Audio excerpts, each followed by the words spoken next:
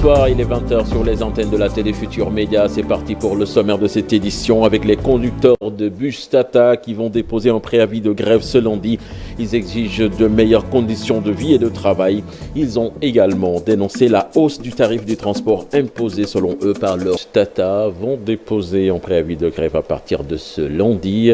Ils entendent organiser également des séries de manifestations pour exiger de meilleures conditions de vie et de travail. Face à la presse, ils ont également dénoncé la hausse du tarif du transport et soutiennent qu'ils ont été sacrifiés par leur employeur. On écoute Malik Sibi, conducteur à AFTU, interrogé par Abdoulaye Anne. Nous sommes des travailleurs au même titre que tous les autres travailleurs. On se lève tous les jours à 5 h du matin pour finir à 23 h. Cela fait longtemps que nous réclamons de meilleures conditions de vie et de travail. Mais cette fois-ci, nous allons déposer un préavis de grève à partir de ce lundi.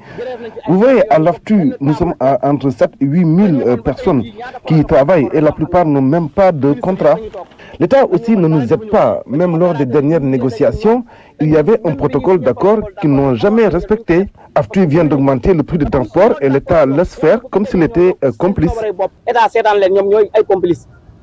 Les maîtres artisans des zones nord et centre du pays ont décidé de boycotter les examens de fin de formation de leurs apprentis.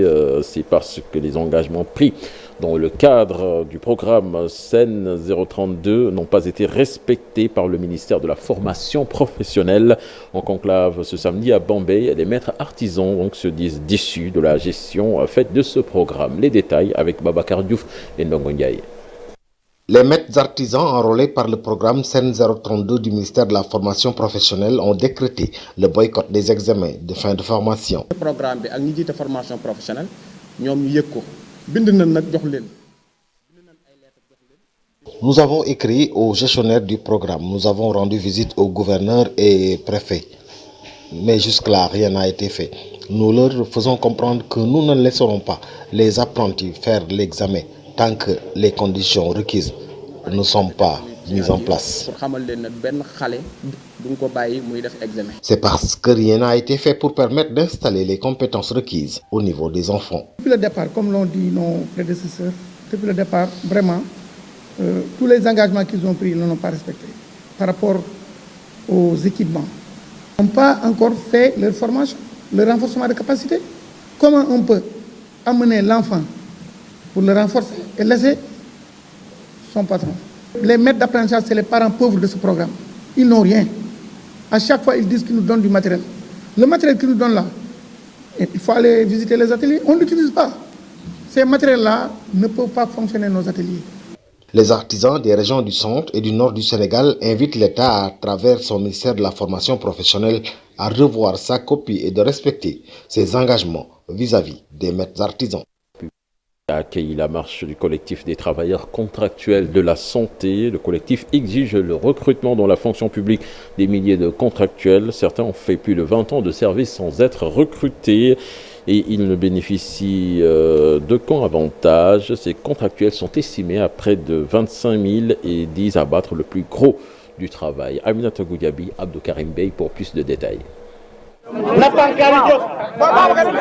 Visiblement, il est l'un des plus âgés parmi les manifestants. Plus de 20 ans de service sans être embauché dans la fonction publique, Mamadi Sadio aide infirmier à l'hôpital Le Dantec et aujourd'hui un homme découragé. Je suis contracteur depuis 2000. Il y a des prestataires qui ont fait 18 ans. 18 ans de prestations, ils ne sont même pas CDD. C'est ce que nous vivons à l'hôpital. Nous découragés, abattus. On ne se sent même pas qu'on est sénégalais. Plusieurs dizaines de contractuels du Sénégal ont manifesté à Fatick ce samedi. Sous un soleil de plomb, ils ont battu le pavé sur les rues de la ville, blouse blanche sur le dos. Ils réclament un recrutement dans la fonction publique et des contractuels qui, selon des estimations, constituent 80% du personnel sanitaire. Donc nous sommes là pour sensibiliser l'autorité à notre cause parce que quand même parmi nous, il y a certains qui sont en contrat renouvelable depuis 17 ans, depuis 10 ans. Ça commence à faire vraiment trop. Donc nous sommes là pour sensibiliser l'autorité. Nous sommes dans les fins fonds du pays à gérer la santé des populations. Donc nous sommes là vraiment pour dénoncer ces années de contractualité hospitalisation.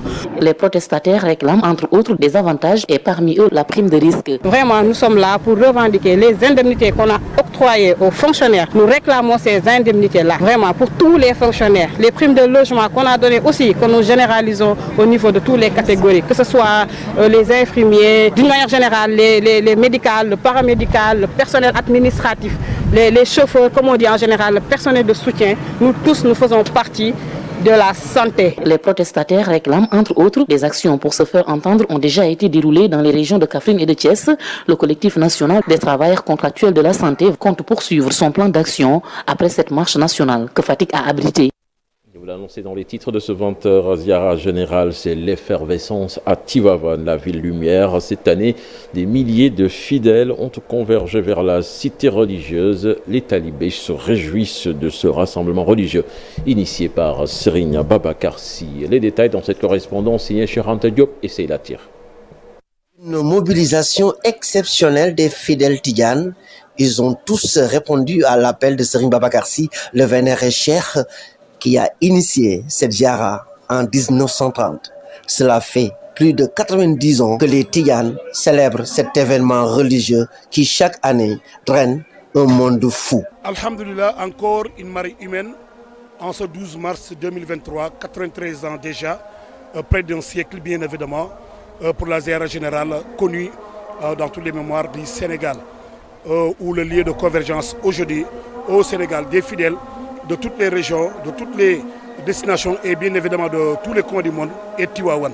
Direction Moselle Cheikh Seydi Aboubacar, radiyallahu anhu, mais aussi la grande ziara générale, quand on dit ces ziara, toutes les mosellées, en commençant par le vénéré Cheikh Seydi El Hadji Malick, radiyallahu anhu, en passant par ses illustres fils, mais ses petits-fils qui sont ici, qui reposent désormais à Tivaouane. Une marée humaine, effervescence totale. Ce 12 mars, où les Tidjanes prennent ce jour, un jour mémorable. Serigne Babacar Sy, ce saint homme, est dans les cœurs et les esprits des fidèles Tidjanes. Un peu sur l'impact et l'importance et même l'historique de cette ziara, Cheikh Khalifa Serigne Babacar Sy, radiyallahu anhu, avait initié ces ziaras avec ces daïras qui sont très connus de Dakar, de partout, qui venaient souvent le voir et qui était un rendez-vous annuel avec le vénéré Khalif. Et c'est pour cela, après sa disparition en 1957, l'œuvre c'est ce qui dure vraiment au-delà de son créateur, parce que Serigne Babacar Sy reste et demeure un viatique pour le XXIe siècle.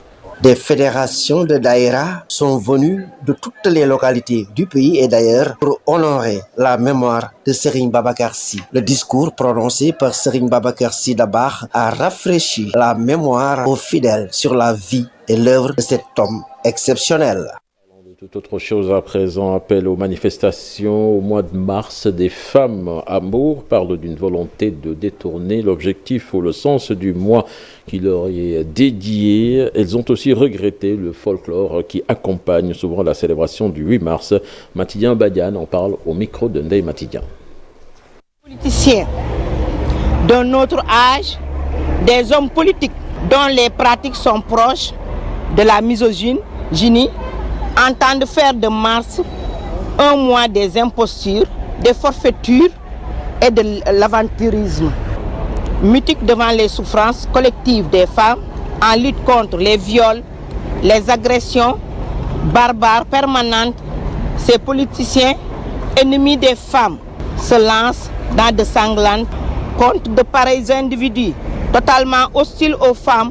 Nous avons l'obligation de nous dresser pour restaurer le bel esprit et l'âme de mars. Les femmes du mouvement national des enseignants républicains du Sénégal fustigent avec la dernière énergie cette fougue, cette envie de tout casser et d'aller vers des lendemains de violence. Nous fustigeons ça. Nous, en tant que femmes en général, nous disons non à ça. Ziguinchor à présent en lutte contre les maladies chroniques telles que l'hypertension artérielle, le diabète. Des étudiants de l'UFR des sciences de la santé de l'université Hassan Sek mettent l'accent sur la sensibilisation pour éviter de grossir la liste des patients souffrant de ces pathologies. Ils ont en effet associé à l'initiative des consultations médicales gratuites dans la localité pour établir un diagnostic précoce chez les patients à risque. Les détails extrait avec Lamine Ba et Lamine Mandian. Le rythme de progression des maladies chroniques telles que l'hypertension artérielle et le diabète inquiète les étudiants de l'IFR Santé de l'Université Assane Seck de Ziguinchor. Ils ont décidé de s'impliquer dans la sensibilisation des communautés pour anticiper sur la phase de traitement généralement tardive. Par rapport à la politique sanitaire, on ne s'attend plus à ce qu'une personne souffre d'une telle pathologie pour pouvoir se lancer vers un traitement ou une thérapeutique. Il faut sensibiliser. Et cette sensibilisation, elle permettra tout simplement à la personne d'éviter d'arriver à cette maladie. L'initiative des étudiants est pertinente en ce sens que les deux pathologies cibles ont été bien décelées lors de la séance de consultation médicale gratuite à l'initiative des étudiants. Pas de découverte récente, par contre, des membres de la population qui sont venus déjà, qui sont déjà sous traitement par rapport à ces maladies-là, l'hypertension, le diabète, mal suivi quand même, mais toujours l'objectif de la sensibilisation, c'est de leur faire comprendre qu'il faut suivre leur pathologie. Et c'est ce qu'on est en train de faire par rapport à ces patients-là. Par contre aussi, on a quelques patients à qui on pense qu'il y a probabilité qu'ils aient ces maladies-là, comme le diabète et l'hypertension.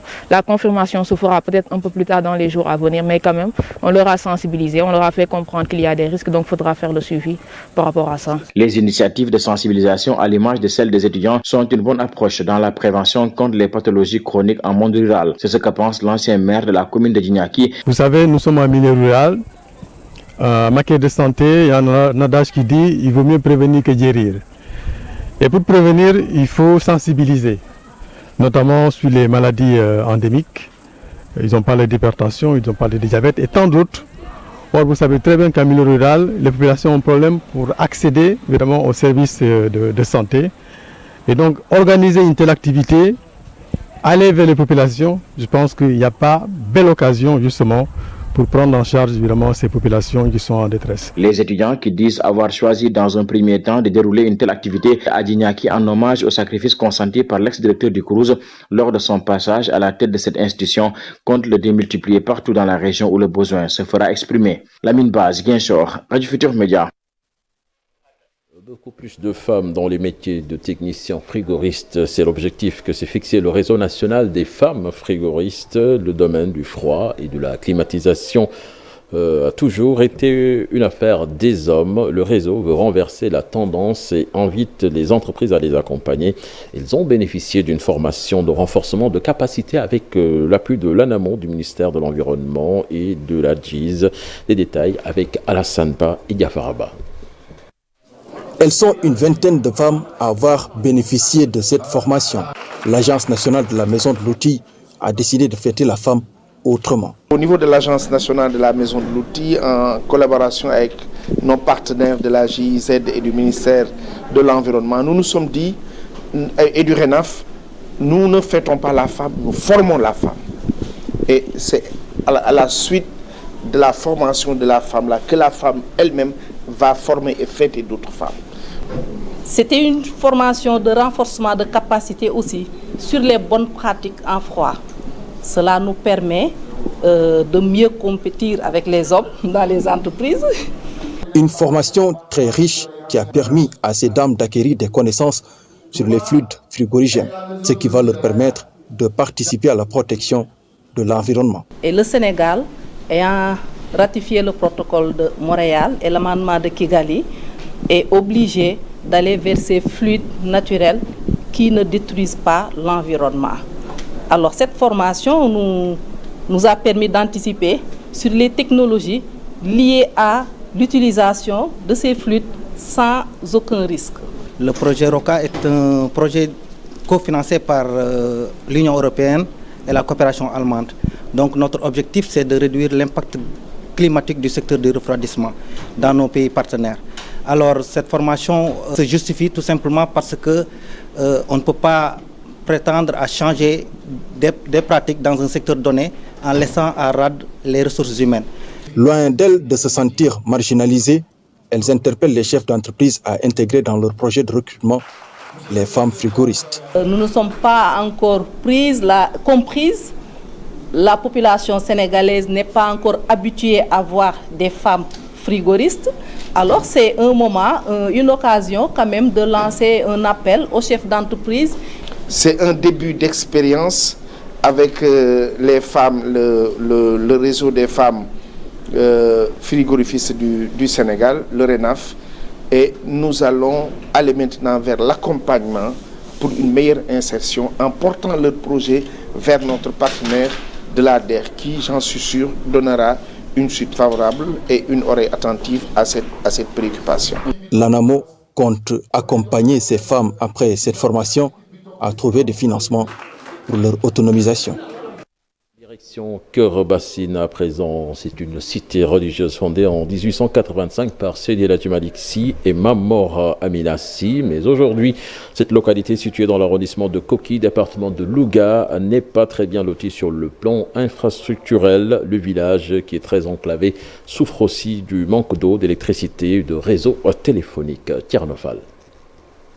La rencontre qui a été présidée par le sous-préfet de l'arrondissement de Koki a été une occasion pour les populations de Kër Bassine de rappeler aux autorités tous les problèmes auxquels elles sont confrontées dans leur village. jafe-jafe yi bi ci jiitu mooy yoon bi moom yàgg nañu ko dig te metti na dugg beeg génn jafe na courant bi itam demewul noonu ci wàllu téléphone itam demewul noonu yooyu daal ay soxla yoo xamante ni si ay jàngoro la yoo xamante ni si Kër Bassine yàgg na koo dund. Kër Bassine est une cité religieuse fondée en 1885 par Mame El Hadji Malick Sy et Mame Mor Amina Sy. Aujourd'hui, le village a beaucoup grandi et la population a aussi augmenté, d'où la nécessité de renforcer les infrastructures sociales de base. te ay junni doomu aadama ñoo fi dëkk di fi ziyaare jamono bu nekk ñu ngi leen di fàttali suñu mbokki gouvernement bi comme ni ñuy taxawoo këri diine yépp. Chaque année, les habitants de Kër Bassine organisent un grand gamou qui reçoit beaucoup de fidèles. Pour préparer cet événement religieux, le sous-préfet de Koki avait rencontré le comité d'organisation pour recueillir l'ensemble de leurs besoins. Cette rencontre avec le comité d'organisation nous a permis de répertorier le besoin du comité d'organisation et les chefs de service présents aussi ont pris des engagements pour répondre à leurs attentes. Et nous sommes vraiment optimistes par rapport donc pour l'organisation de cette cérémonie religieuse. Le gamou de Kër Bassine a été célébré pour la première fois en 1886 par Mame El Hadji Malick Sy et Mame Mor Amina Sy. Cette année marque la 138e édition qui aura lieu le 18 mars prochain. Avant de boucler ce 20h, que la foire internationale des produits africains qui a permis aux artisans et aux autres artistes nigériens de rendre hommage à Youssou N'Dour et Sadio Mané, c'est à travers des œuvres d'art. Pour leur porte-parole Al-Fousseini Cheikhou, Youssou N'Dour est une référence en exemple de réussite et d'intégration qui doit inspirer toutes les générations. Nous l'écoutons, des propos recueillis par Ibou Diouf et Petit Ndoye. Un tableau qui est sorti des mains en or de la créativité africaine et de la créativité de ces artisans, touaregs. Ce tableau est fait chez nous, est fait par les mains en or des artisans du Niger, des artisans touaregs auxquels je suis une émanation, une 25e génération des artisans de la communauté de résilience, de la communauté touareg, de la communauté des zones bleues. Une fois en train de prendre de thé, et je pense qu'il a cette vertu-là, il connaît l'histoire, il sait que c'est la convivialité, c'est l'unité, c'est le sens du partage. Et je l'aime beaucoup. Toute l'Afrique aime ce monsieur. Je pense que c'est une étoile africaine, c'est un lion de la Teranga, comme lui aussi il a ce kit de thé que j'ai amené pour lui.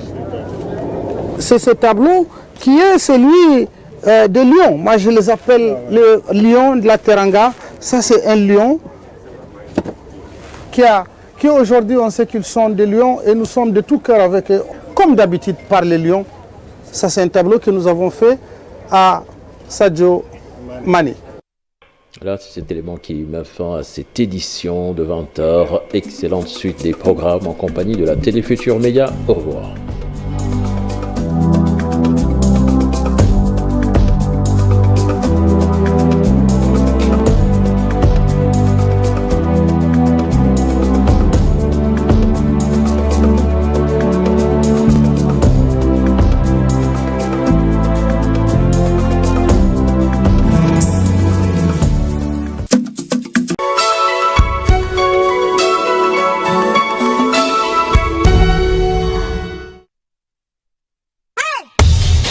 Êtes-vous prêts? Le plus gros bonus de tous les temps. Promotion avec des prix sympas. De nombreuses autres offres de bonus. Retrait et paiement rapide. Application facile à utiliser. Assistance 24 h sur 24 et 7 jours sur 7. OneXBet vous offre plus. Jeu autorisé par la LONASE aux plus de 18 ans.